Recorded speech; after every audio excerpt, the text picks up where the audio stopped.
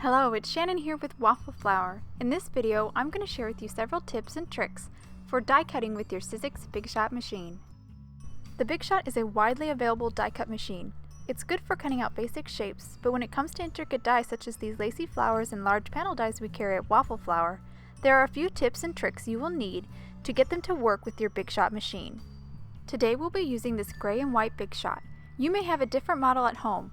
Yours may be a different color or have a different handle, but they all work the same, and you can use all the same tips and tricks I share with you today with your machine at home. That being said, every Big Shot machine, even among the same models, is a little bit different, but with these tips and tricks combined with a little experimentation, you'll be on the right track to getting great cuts.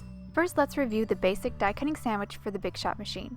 From bottom up, first is your multi-purpose platform on tab 2. Next is one of the cutting pads.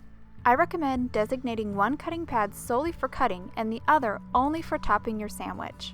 I'd also like to point out that this happens to be the extended multi-purpose platform.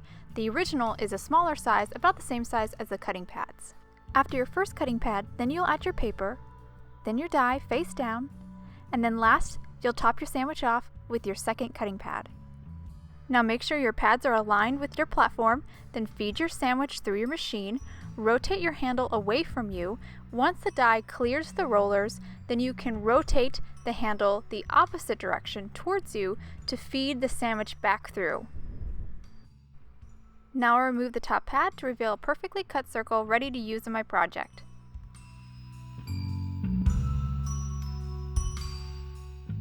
Now we will switch to a slightly different sandwich, but don't worry, the tips I will soon demonstrate for intricate and large dies can also be used with the previously created sandwich.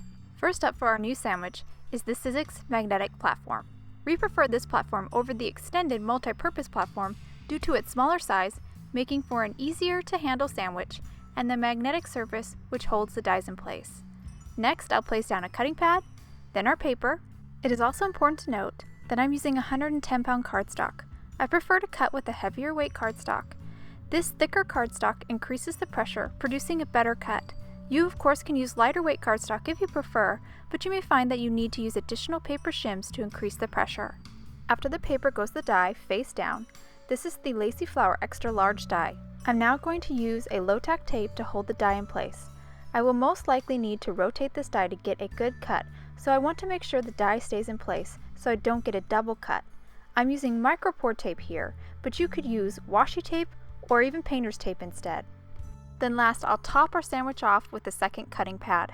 Now make sure the pads and the platform are aligned, then I'll feed the sandwich through the Big Shot. I'll put one hand on top to hold the Big Shot in place, and then I'll rotate the handle to feed it through the machine. Once the die has cleared the rollers, I'll then rotate the handle the opposite direction so the die runs through the rollers a second time. Multiple passes also helps to improve the cut. Now let's remove the top pad, flip the paper over, and inspect the cut. Can you see the lines around the edge of the die? This means the exterior of the die has cut through the paper but not the center. This is a very typical occurrence with intricate or large dies. So how can we get a better cut?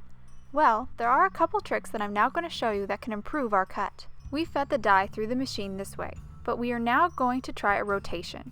So I rotated the die 90 degrees and I'm now going to feed it through the machine this direction. But as you can see here, the paper is too long to fit this way, so I'm going to have to trim the paper down with a pair of scissors. Changing the direction of how you feed your die into the rollers allows pressure to hit different areas, improving your overall cut. Now before I run this sandwich through with our die in its new rotated direction, I'm going to show you one more trick. To improve the cut in the center, we are going to use a paper shim. Paper shims are just paper which are used to add additional thickness to increase the pressure. I recommend using smaller shims so you can centralize the pressure in trouble spots. The shim I'm using now is the remaining portion of cardstock that I trimmed off earlier. I then folded it in half so that it is double the thickness. You could also use two pieces of cardstock stacked on top of each other instead. I'll then place the shim on top of the die in the center because that's where I need to increase the pressure.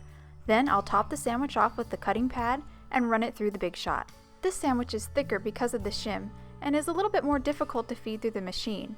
I'm needing to apply a bit of force to hold the Big Shot steady and to rotate the handle. However, I want to caution you to never force too thick of a sandwich through your machine. You could damage it.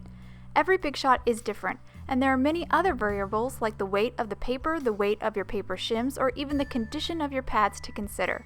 I suggest, when using multiple shims, add them gradually, one at a time, till you learn what amount works best with your machine. That way you don't end up feeding too thick a sandwich into your machine and possibly damaging it. Now let's check out our cut. As you can see, it has greatly improved. We only have a small section at the top of the flower that I think it could be cut out a little bit better. So I will reposition the paper shim over that area and then rotate the die and run it through the machine one last time. It is important to note that the paper shim has now compressed a bit with its couple of passes through the machine. Keep in mind, paper shims will need to be replaced if they have compressed too much after multiple uses and are no longer supplying the necessary thickness.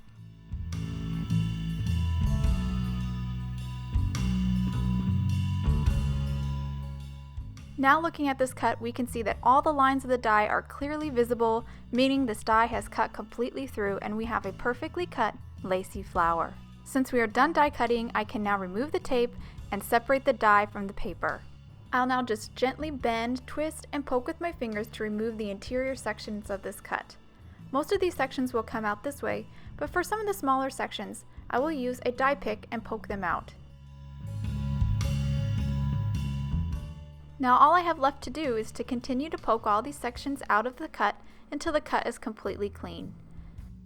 Then I'll have this lovely, intricate, lacy flower that I could use for a gorgeous background or on its own for a simple yet elegant card design. And that's it. I hope you found these Big Shot tips and tricks helpful. If you want any more info on the products I used, please visit Waffle Flower. And you can follow us on YouTube, Instagram, and Facebook for more creative ideas. Thanks for watching!